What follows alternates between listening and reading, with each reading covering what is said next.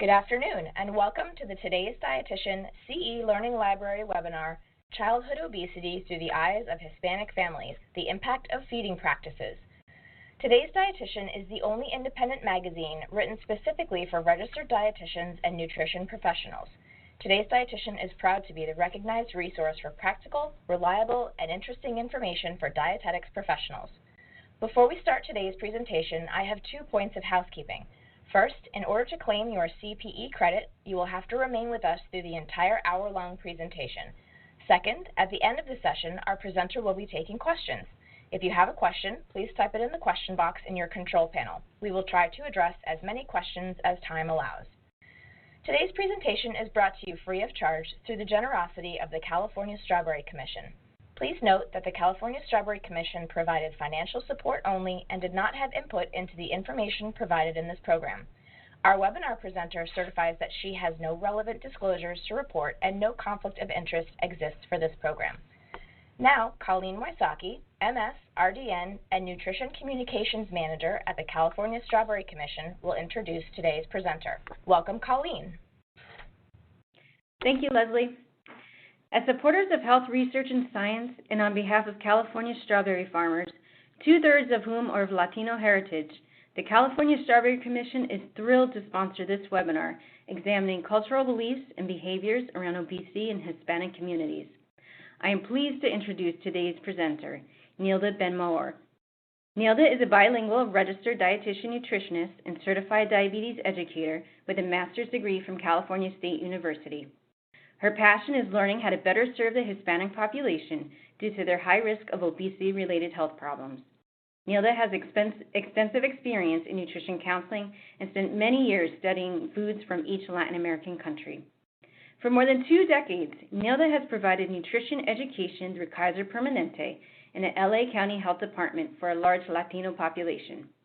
As a professor at California State University in Northridge, she taught courses with an emphasis on food and culture and coordinated student-led nutrition education at health centers as part of the Vitality Across the Lifespan Grant Program.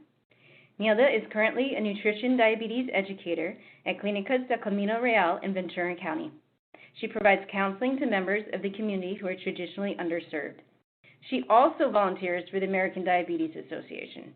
Please welcome Nilda Ben-Maor. Thank you very much. It is great to be speaking to all of you today on this very important topic about childhood obesity and emphasizing the importance of the beliefs and feeding practices of the Hispanic families.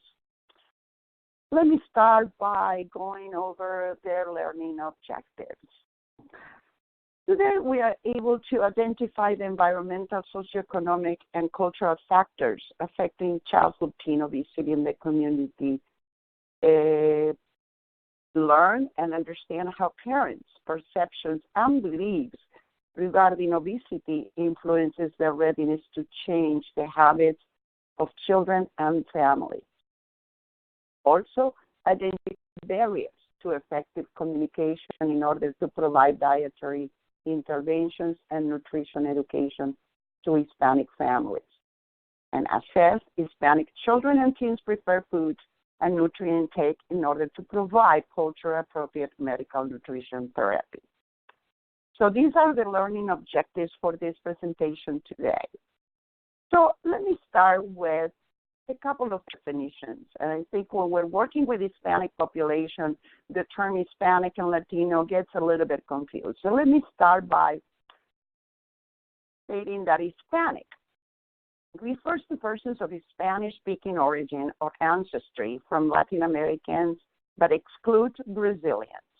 Latino refers to persons of Latin American origin or ancestry, including Brazilians, but excludes persons from Spain.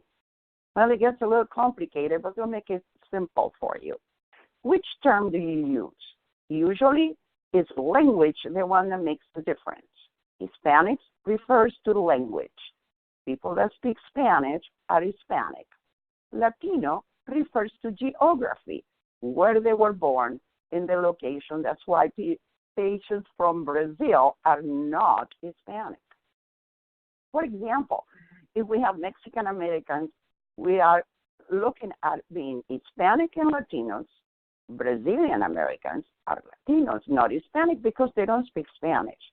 And Spanish Americans, actually from Spain, are Hispanics, but not Latinos.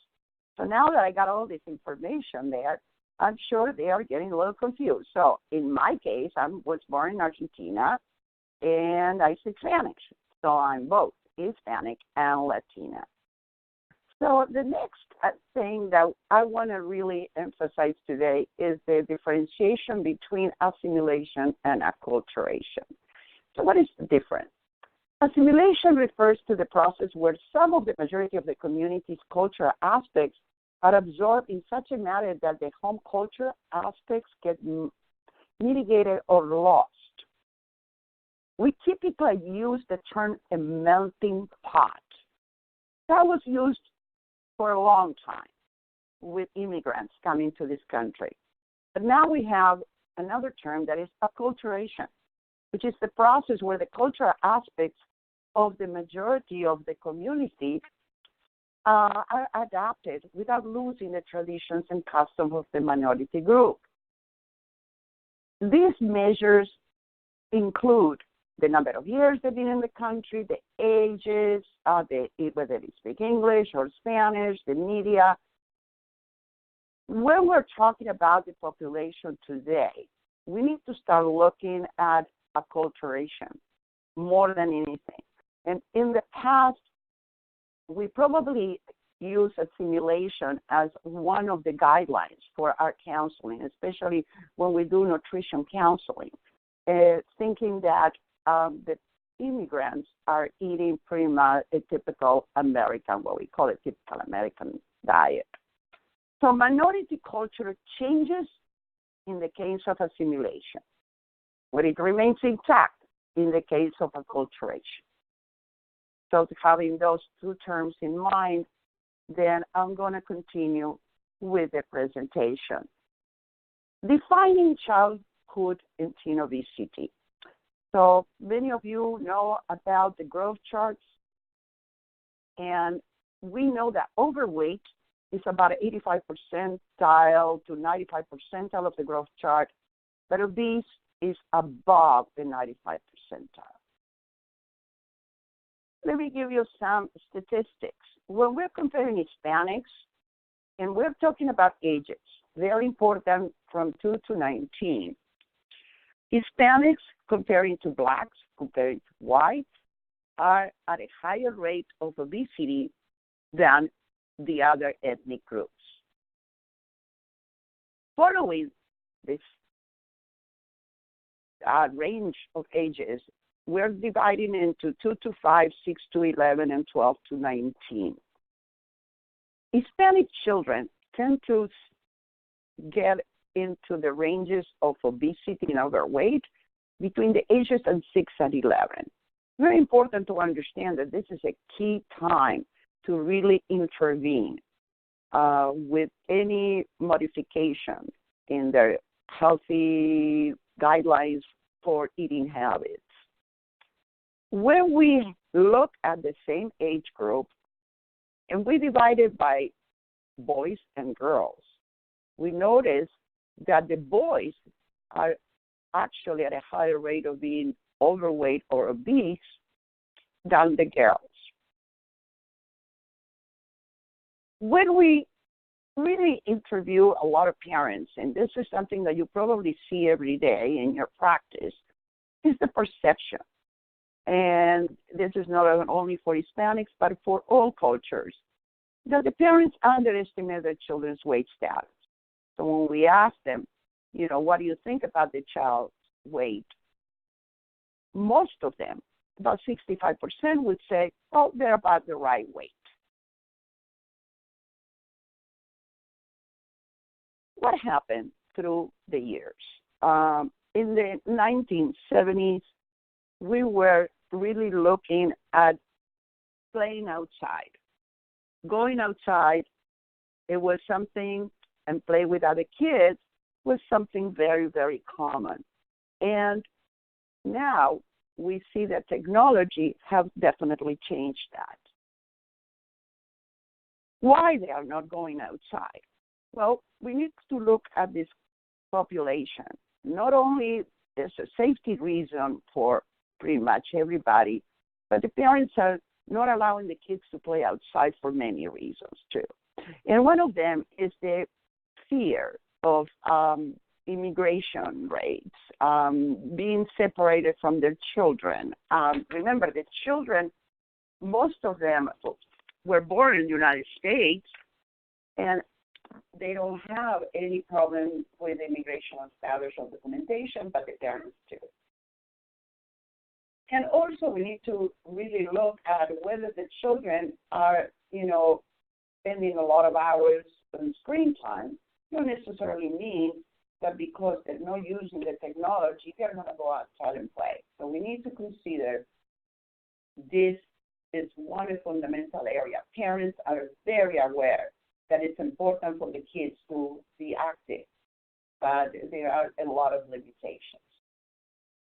Are these the reasons for an obesity epidemic? Well, looking at the statistics, 1 in 3 of the American children are obese or overweight. 40% of the children are obese in Hispanic and African American communities. 1 in 5 infants drink soda. 50% of overweight children remain overweight as adults. Only 4% of the states require schools to make fruits and vegetables available to students, and only 3 out of 10 teenagers would have or eat vegetables. Only 18% of the states require schools to make healthy beverages available, and there's almost a 64% of the districts that receive a percentage of the soft drink sales. Vending machines can be found in 32% of elementary schools, 71% of middle schools, and 89% of high schools. 1 in 4 children do not participate in any free time activity. Children spend an average of 7.5 hours on the day using entertainment and media. Less than 25% would go and get involved in school activities. Let's look at advertising. If some of you are pretty much looking at the TV, different channels, I would encourage everybody to really look at sometimes at Hispanic channels and stay there for maybe a few minutes, and you're going to see the advertising. Compared with other channels, you'll see that the food and beverage categories, candy, sugar, drinks, snack foods, are mostly targeted to the Black and the Hispanic consumers. 48 brands targeted their TV advertising to Black and Hispanic children and teens compared with the adults. And fast foods and other chain restaurants spend the most money on advertising in targeted media. So look at the amount, 224 million in Hispanic language TV.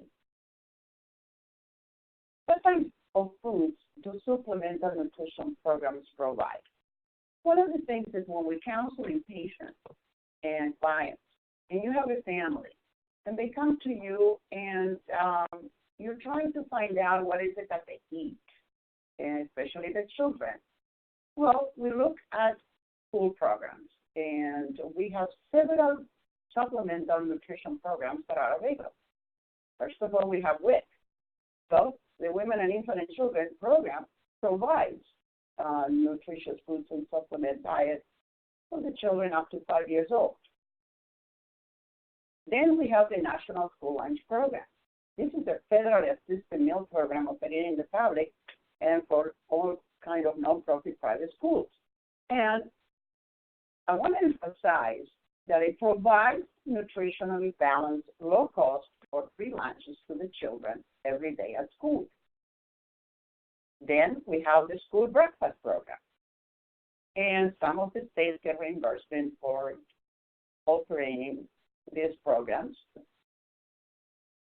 So let me show you what a school breakfast menu looks like.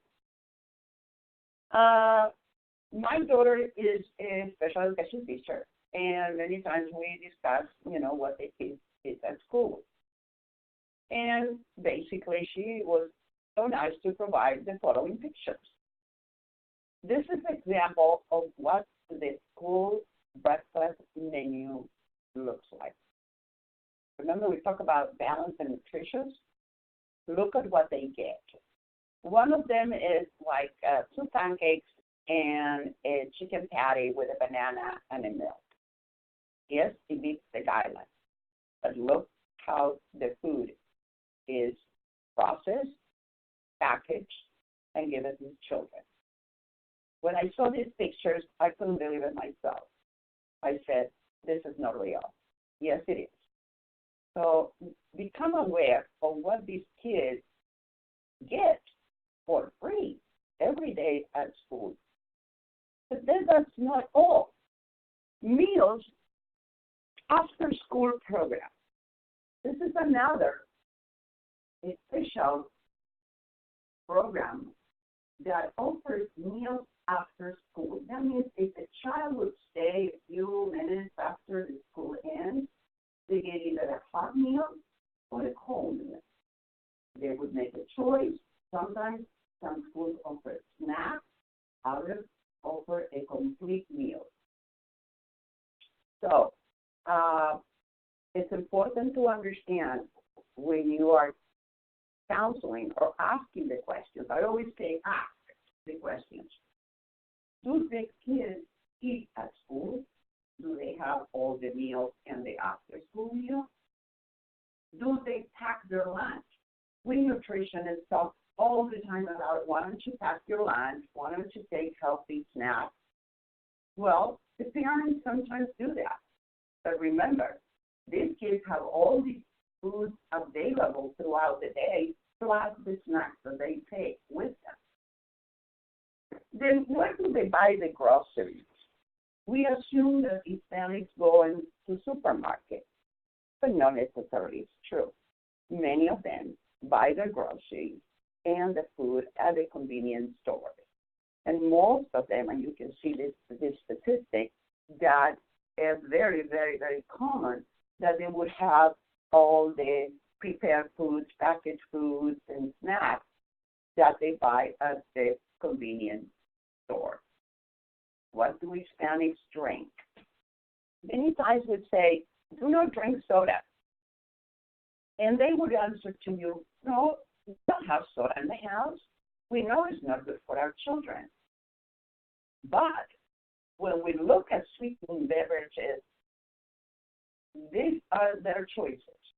One of them is called atole, which is a masa, corn, flour, milk, and sugar. Very, very common in everybody's household, especially right now, the winter time, number one. Also, they have these called tamarindo, and there's juices and fruit juices in jars that they are very, very common in a typical Hispanic market. And aguas frescas. Please pay attention to these aguas frescas. It's actually a lot of juices that are put together, and they're called aguas frescas. So if you are counseling or you're with a family and they tell you they're drinking agua fresca, if you know a little Spanish, you would say, oh, they're drinking fresh water. No, it's not fresh water. It's actually a very sweetened beverage. And the last one would be horchata. Horchata is a white long grain rice with cinnamon, sugar, and water. And it's very common, and some people will make it at home, or they buy it already prepared. What do they eat in between meals? So let's see, let's follow a day of a child. So they went to school, they had the breakfast, they had the lunch, they have after school meal snack. Then they would eat something else. And usually it's we call it the ice cream truck, but it's el paletero. So remember that word. So when you're doing the counseling, you eat from a paletero. That paletero not only has ice cream, but it has a lot of kind of cookies and chips and a lot of other snacks. Also, they would stop at the corner store that also is like a convenience store, and they buy all these foods. And typically, this is what they get. So right now, this child or teen has already gone through all their day, and by 3 o'clock, they consume all these calories. Many times, they will go to a fast food. This is a sample of a meal that actually says a kid's meal at a fast food Chinese place. And look at the calories, between 300 to 1,000 calories for a portion. These are the calories that we see in most of the fast foods and the portions. But look at the price. You know, it's a very cheap way to, get a snack. We talk about the chips. Cheetos are the number one. I don't know why they are very famous for everybody. But look at the difference in the serving size.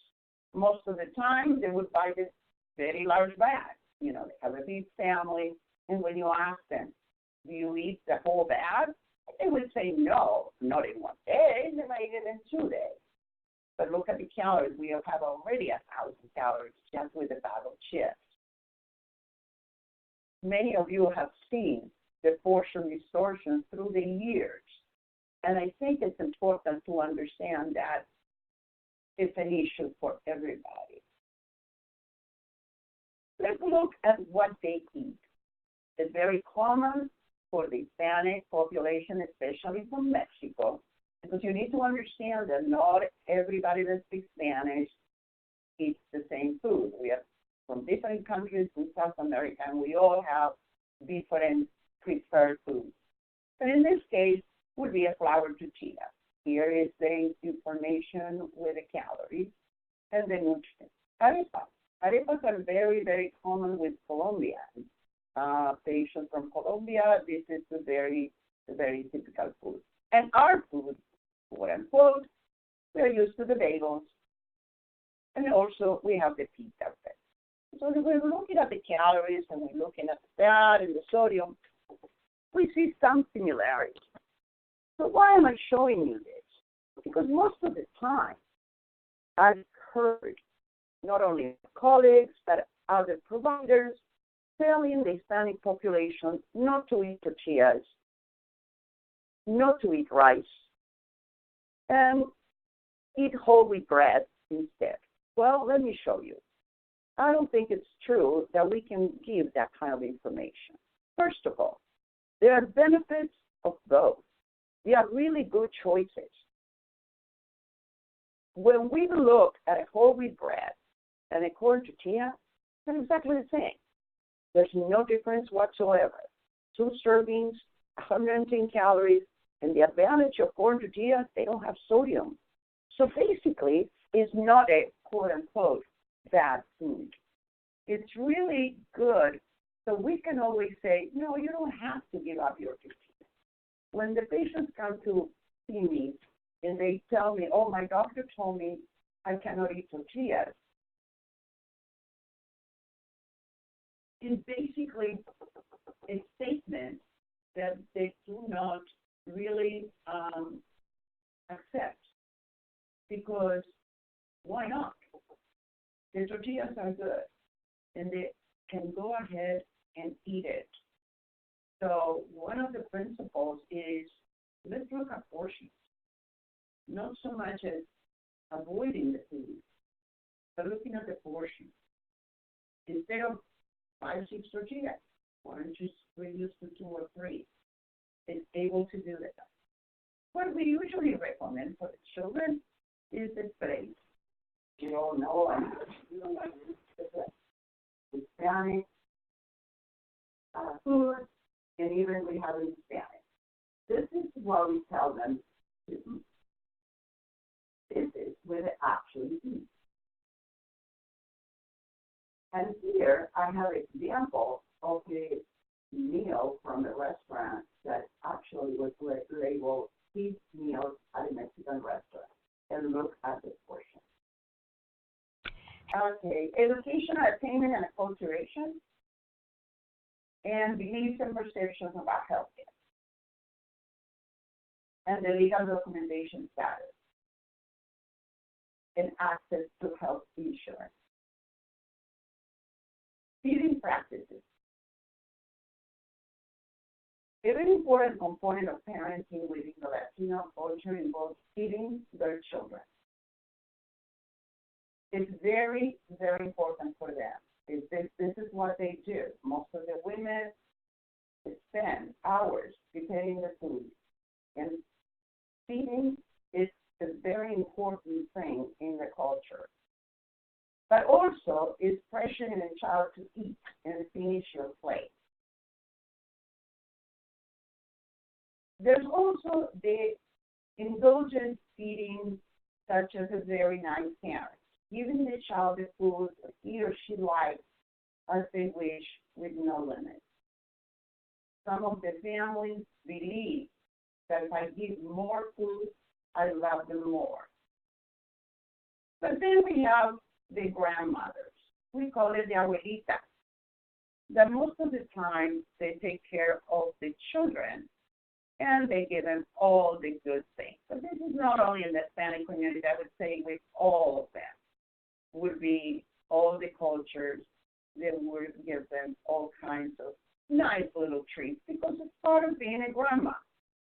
However, many times they are rewarding the behavior. If you really eat all your vegetables, then I can give you the ice cream. It's very, very, very common. Parents' perception. My child is fine. I don't see him or her overweight or unhealthy. She or he is happy and very active. So when you start pointing out that there is a problem with their weight, this would be probably one of the answers. I don't think she or he is fat. It's just a big kid. It's always been that way. Since that kid was born, no problem with being healthy, never being sick. My kid is chubby and healthy. So I'm repeating this because it's the perception that because they don't get sick, that means they're healthy.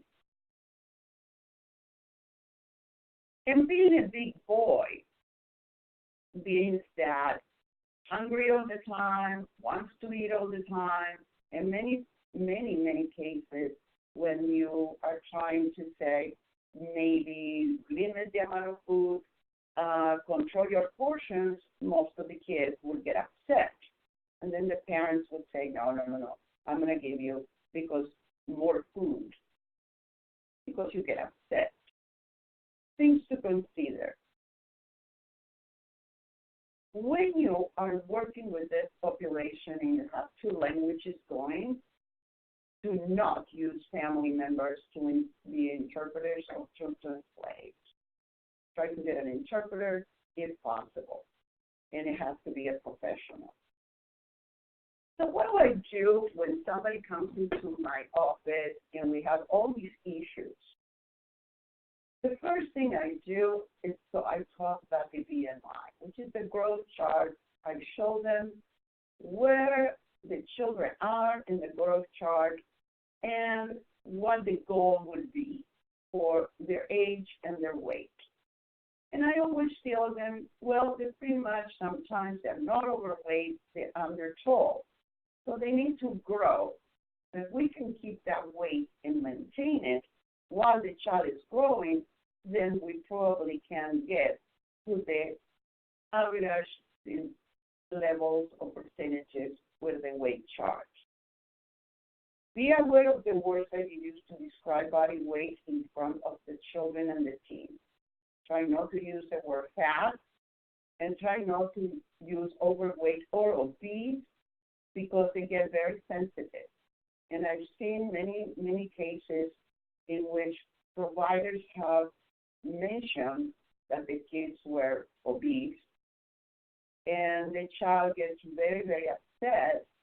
And on the other hand, it goes to the other extreme, becoming anorexic and not eating anything and losing a lot of weight. So we have to be very, very careful how we work and we talk about it in front of the children and with the parents.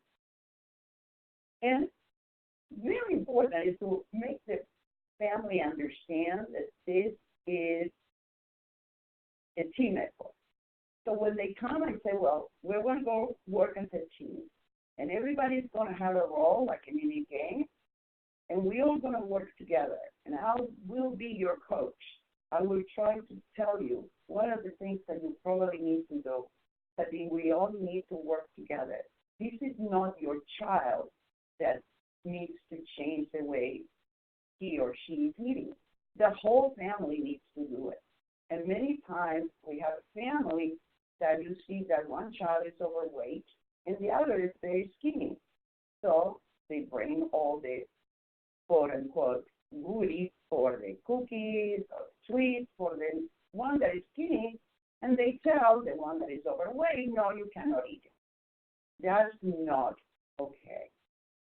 Whatever is in the house is for everybody. So the responsibility falls on the family to make those changes. And focus on the child's behavior, not on the weight. I think it's important to emphasize this, and a lot of literature will support it. If we talk about a number on the scale, it's very depressing not only for the children, I think for everybody. So behavior changes, family behavior changes, child behavior changes. Everything that we can do is very important versus only talking about the weight. As a matter of fact, many times I would even avoid the scale and talk about what changes have you made without going to the scale. Understand the Hispanic beliefs. When we talk about what is healthy, it's not necessarily that their food is not. All the foods that all the cultures have, they have their nutrients, and they are healthy. The only problem is that we add a lot of extra maybe calories or fat with a lot of maybe processed foods and convenient foods, but basically it doesn't mean that what they eat is not healthy. People's food problems are not only about food, you know that. And nodding affirmatively does not necessarily mean agreement. Silence might indicate that it lacks of understanding or they are too embarrassed for any clarification of disagreement. So it's really important when you finish your pretty much giving advice, have them repeat, have them go tell you back what they understood from what you told them. Be very, very sensitive. When you incorporate the healthier foods, it's always their foods that you're talking about. And how can you make it healthier?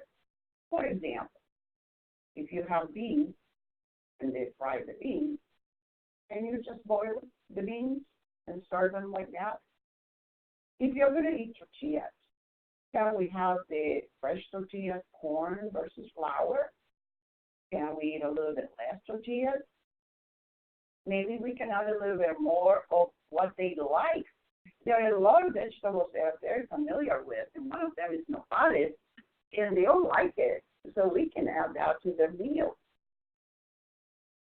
And do not recommend places. In pretty much, we have places like Whole Foods, Sprouts, Trader Joe's. These patients, many of them are not familiar with these stores. Not only they are expensive, it's not very common for them to go there. So if you are recommending a special brand or some kind of food that you think is appropriate, make sure they have the access to get it. And remember, the best diet for everybody is the one that everybody enjoys.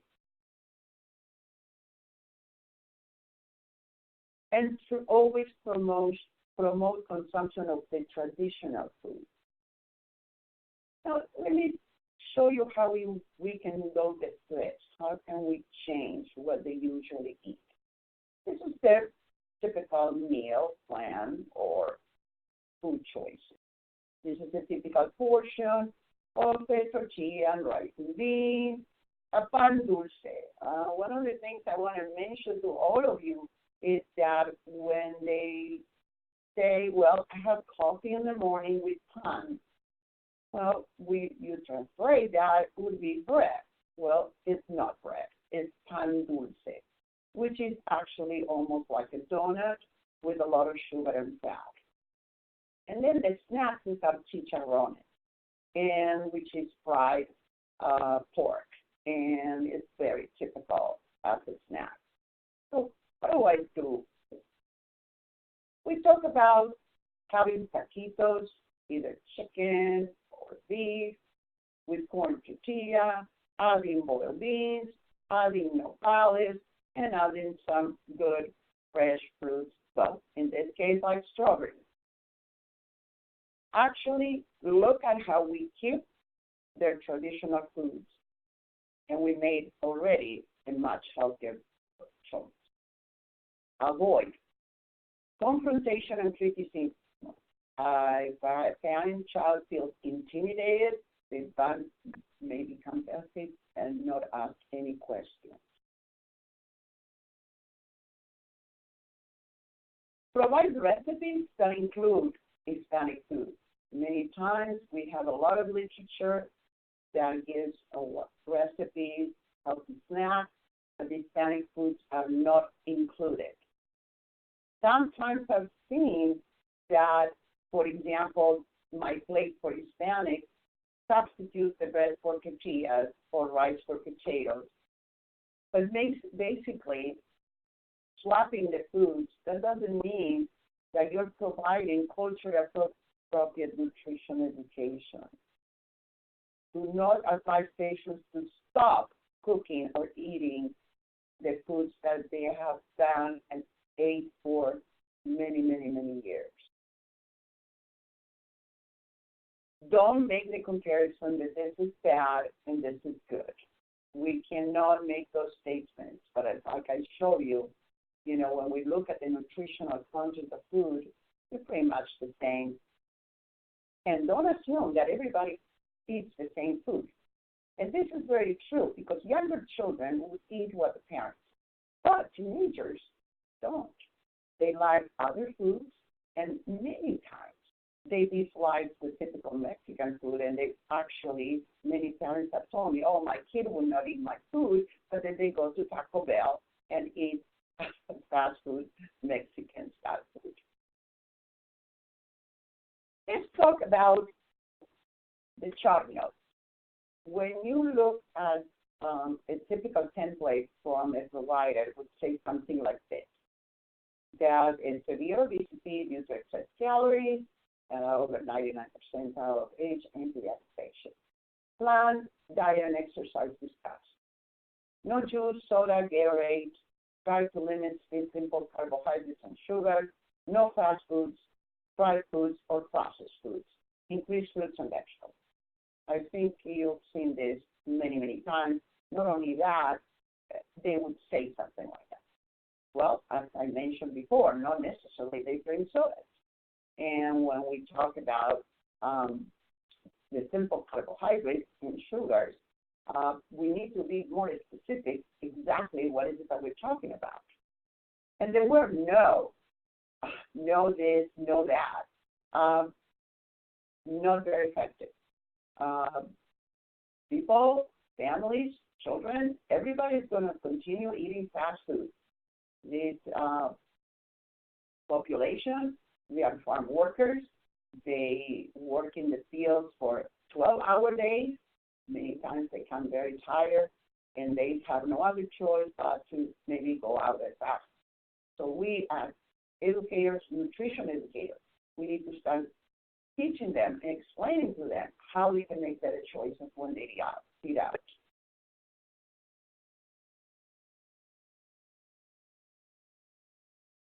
Let me go over the case study. And this is interesting. This is a 3-year-old male. The mother said he cries if you don't give him the foods and stops crying when you give him what he wants. He or she has always been chubby. Siempre fue gordito. He's feeding about 30 ounces of milk, breakfast, whole peanut butter sandwich, snacks, chips, cookies, and apple juice. It's very common.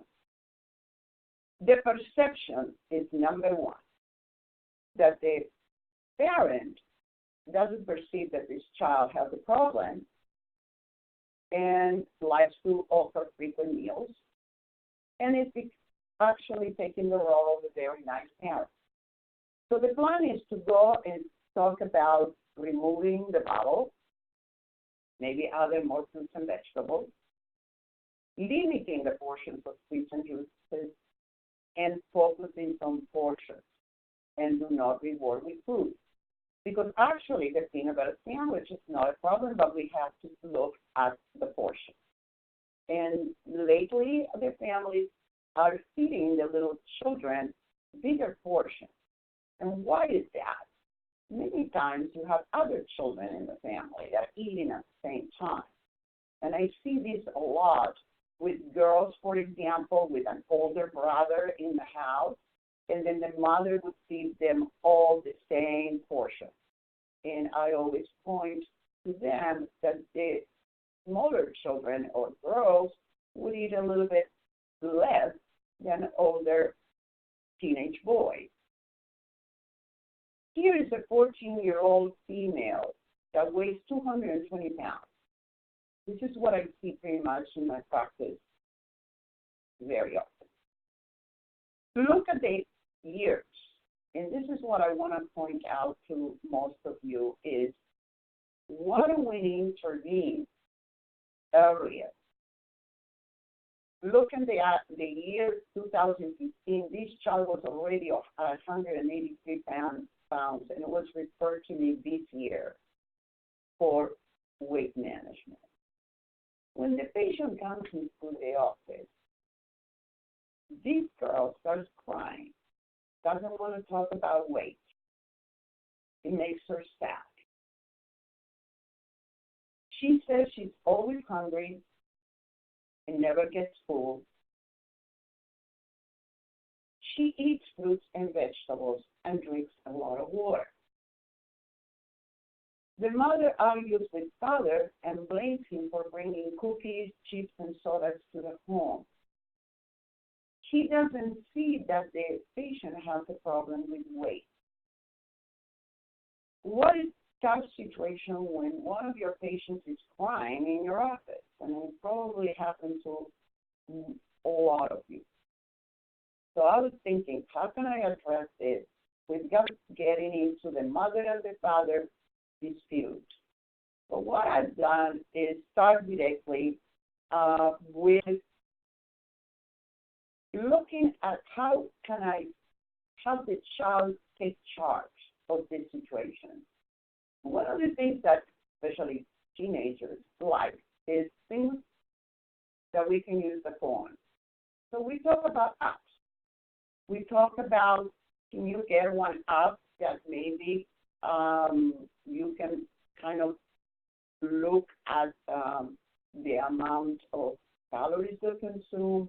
Maybe we can start reading labels and understanding a little bit more of what you eat. Since you eat fruits and vegetables and you like to drink water, let's find out where these calories are coming from. At that particular time, that child said, yes, I can do that. So don't worry about it. Let's calculate and find out where the problem comes. So the goal was to go home and use that app to record the pretty much a daily intake and see how many calories they consume. I noticed that when I talk about labels, numbers, calories, it's not very personal, and they pretty much relax. So at the end of that session, the child was kind of smiling and saying, well, I can do that. I have a 10-year-old with 170 pounds. The mother says that the child eats very well. First statement, likes yogurt, cheese, and milk. Mi niño come muy bien, le gusta el yogur, queso, y la leche. She looks good and never gets sick. At home, nobody's small. All the men are big and strong. So, also, she don't give this child any junk food. Only drinks agua fresca. So, as I mentioned before, agua frescas are very concentrated sweetened drinks. Look at the perception. Because the family was always big, there's nothing wrong with this child. The child likes all kinds of food, therefore, there's no need to change his diet. So what I, again, started getting guidance on the BMI, their age, using the growth chart, talk about eating on the schedule, maybe spacing meals, portion control, what kind of snacks, and giving a little more information about the agua fresca and making them aware that the agua fresca is a very, very concentrated high sugar drink, the same as almost like sodas. This is a 6-year-old, and it's very, very interesting because it likes fruits, carrots, it brings really healthy snacks to school, but she doesn't eat snacks because she doesn't like it. Well, I don't blame her. But it goes to the babysitter that picks up that child from school at 3 p.m. At the city, the house is with other kids where they have all these food around. The chips, the cookies, lemonade, etc. Then he goes home with her mom at 5 o'clock and she prepares the meal. The child drinks juices. And at 6 p.m., she eats rice, beans, lemonade, etc. The mother states that the child often cries when she does not get the food she wants. So I give her the sweets I have. So we have a problem with constantly eating after school. And this is very common with the children that do not eat the breakfast, lunch, or at school. And they come home pretty much very hungry. They're not active. And after 3 p.m., they consume most of the calories. So I talked to the parents about communicating with the caregivers, the babysitter or the grandma, and putting limits on the food consumption. And trying not to buy the high-calorie foods. However, the child is in an environment where all the foods are available. And it's very, very difficult to say, well, you need to eat fruits and vegetables when they're not available. So this is a very complicated situation, but I think we need to tell them to become more aware. Ask the questions. I want to emphasize, ask the parents how many meals, who feeds them, who prepares the food, at what time, what do they eat when they get home. The questions that you ask, you will get a lot of information. And based on that information, you can probably kind of figure it out how many calories or where the problem is, if you can help them and guide them, it would be absolutely very important. So in summary, educate the parents about the BMI. And we always talk about the weight. And remember that children grow. So communicate to parents that they are an important part of the solution. They are the part of the team. It's not the child's total responsibility. It's theirs as well. The parents need to start changing the behaviors, the lifestyle, the physical activity. It's not the child. Well, I tell the child to go outside and play, but he or she doesn't go. Well, you need to go with them. So basically, that's a situation that you're going to probably face almost every day. And set realistic goals and monitoring progress. Always focus on the behavior, not the weight. Set a realistic goal that, well, maybe in the next month or so, we're going to try to maybe not drink soda or juices, and maybe instead of the chips, maybe we can have more fruits and vegetables. And if vegetables is a problem, because you talk to children and you say that we're vegetables, and they look at you with those faces like, oh no. So maybe fruits is a much better way to go. And importance of providing reinforcement. The reinforcement for the behavior, not the weight. And basically, that really goes a long way. And get the parents more involved with the child's environment. The school, the paletero. Do they give the money to buy the food? Are they monitoring what kind of foods they eat? I've heard many times that the children would buy this outside the school, and then they would eat like candy bars really fast before they get to the home, so the parents will not know. And hiding food is another big issue to discuss probably in a different way.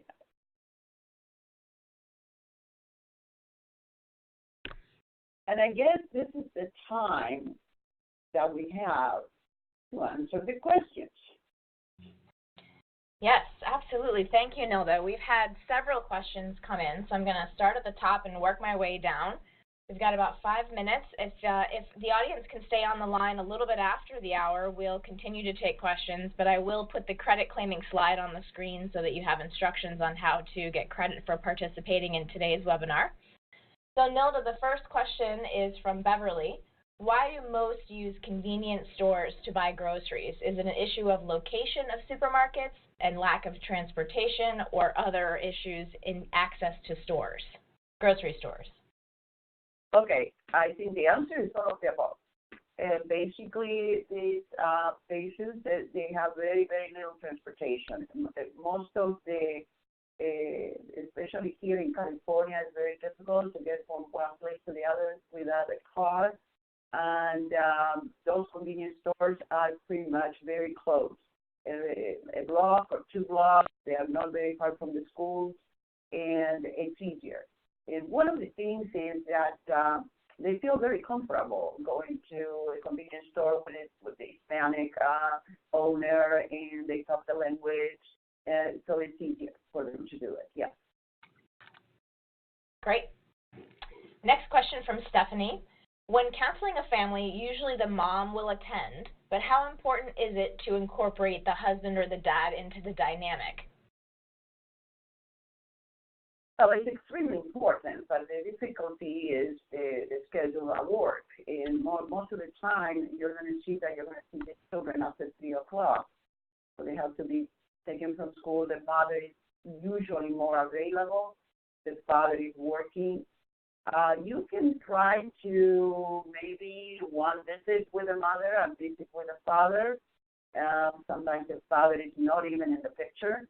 And we have a lot of situations with divorced parents where the mother would, have all the good food, healthy foods in the house, and then when they go to the father takes them out to fast food and buys them, all the kind of sweets and drinks, whatever they want. So, yes, it's very important to have the family together. So that's why sometimes you do classes in the community where you involve the whole family.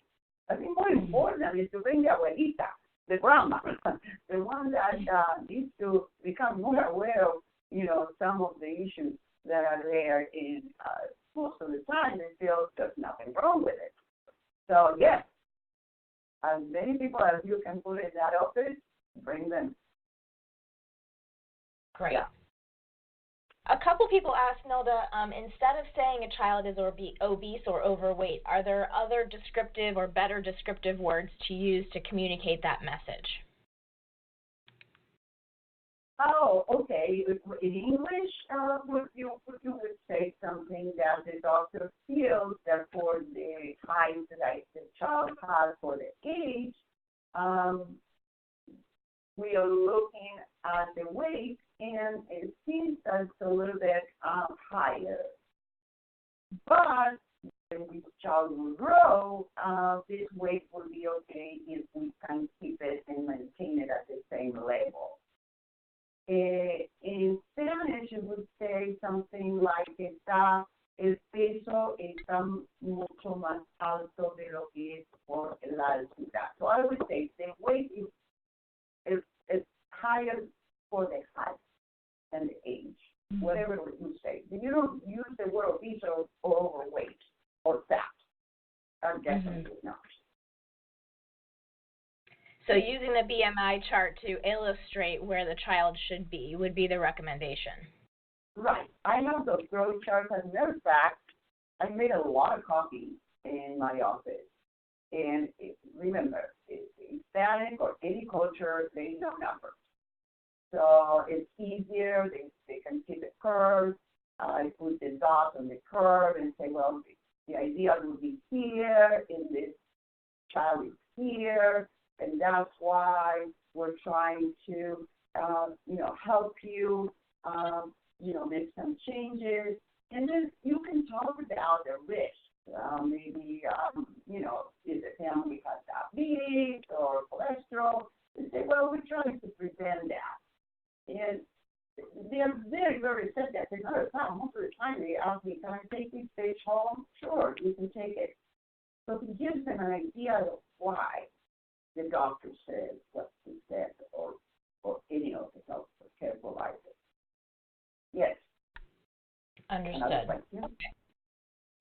Yes, absolutely. So there's a couple questions about resources for recipes that are healthier, recommending non-starchy vegetables, using spray, non-stick spray as opposed to oil or butter in a pan.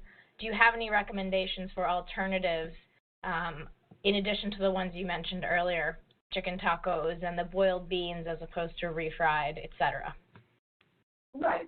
One of the things is they are very familiar with the spray or to cook, for the frying pan. Most of the time now, the Hispanics are modifying the lard and they're using vegetable oil. So that's good. We really are getting the message, and they are doing it, and are very comfortable with it. In terms of the food preparation, the tortillas most of the time they make it themselves. They have it at home and they fry it. So if you can just take the frying out, I think whatever you prepare is going to be much, much better. So no need, recipes would be everything without using the lard or the heavy oils. Bacon is very common as well. And recipes could be found pretty much in all the literature with Mexican cooking. But I think you can make a burrito, or you can make a taquito or enchiladas, and they are pretty much healthy as long as they don't use a lot of fat. Okay, great. Let's see. The next question, I think this will be our last one since we're a little bit over the hour. What do you suggest to parents who work 12-hour shifts and are accustomed to picking up food at fast food places and drinking soda and juice on a regular basis? So because of the work schedule, several people have asked this question. Because of the work schedule, they're prone to eating and drinking these sugary or fattening or salty foods. What do you recommend? How would you counsel them to move away from doing that? Okay, they can move away, but you need to face the reality that, especially if they are with a father, they don't cook. And they don't know how to cook. Some do, some don't. There's no time. The message is, if we are going out, let's make better choices. And I think we as nutritionists and professionals, we need to understand this reality. And I have a lot of patients where I go through, you can get it from any app or, from any fast food. The food choices that now they offer. Even McDonald's can get you a chicken sandwich, a salad, a yogurt. So teaching them or explaining to them, giving information that they are healthier foods with lower calorie intake, and instead of the soda, using the water, and ordering instead of fries, or talking about portions. When I show you that picture of the hamburger, okay, can we order a smaller hamburger? Can we order a kid's meal with a smaller hamburger size? Because what they're doing is they're going with a kid that is 6, 7 years old and ordering a double cheeseburger. So work for what they have and what they can do. And I think you make a big difference. Great. So changing the behavior as well as just small changes can add up to a big benefit. Exactly. And saying no fast foods, and I think my audience there is just listening. I'm not going to tell you never go to a fast food place, but if you go, what are the choices? And the family needs to be involved in that. And you know what? The kids will do it. And they don't have a problem. All right. Well, thank you so much, Nilda. We've come to the end of the hour and then some. There was a lot of excitement and anticipation for today's presentation, and I want to thank you again for sharing your expertise here. Well, it has been really an honor to be able to educate and talk about the issues with childhood obesity and cultural diversity. And I hope this webinar has given you a much clearer understanding of Hispanic culture. And thank you. It was a pleasure being with you today. And I want to also thank Colleen Wysocki and the California Strawberry Commission for investing in practical learning opportunities like this one for registered dietitians. Today's dietitian and California Strawberries hope the information presented today will be implemented in your practice for the benefit of your patients and clients. And for those of you who are still on the line, your attendance certificates are now available to download. You can follow the instructions on the screen or refer to the pre-event materials or the final slide of the handout for information on how to complete the evaluation and access your certificate. Thanks again, everyone, for joining us today, and have a wonderful day. Instructions for credit claiming and downloading handouts should be up on your screen. You must complete a brief evaluation of the course in order to claim your credit and download your certificate. Registered dietitians should use code 175 when recording this activity in their professional development portfolio. If you are watching this webinar on our YouTube channel, please log into ce.todaysdietitian.com, click on the Webinars tab, and select this webinar in order to complete it for credit. If you are watching this webinar on our CE Learning Library website, click Next, or return to the course start page and select the evaluation step to complete this webinar for credit.